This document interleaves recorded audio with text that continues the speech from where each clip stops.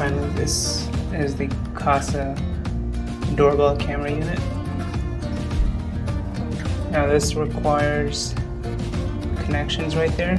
There's also the connection for micro SD, which is behind here. So provided with the installation kit is also the wires that will easily go into these screws, and then you can use the wire nuts to tighten them.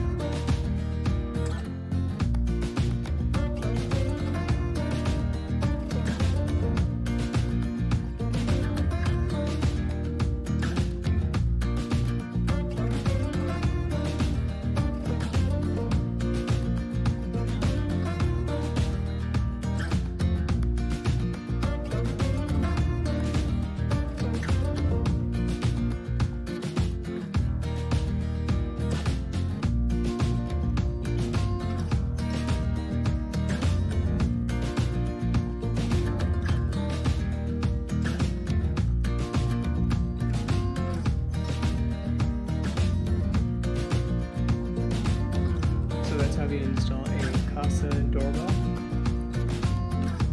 And now all you gotta do is go on your app and configure the doorbell. Hope you guys enjoyed this video. If you like this installation process, go ahead and hit that thumbs up. And if you're doing this yourself,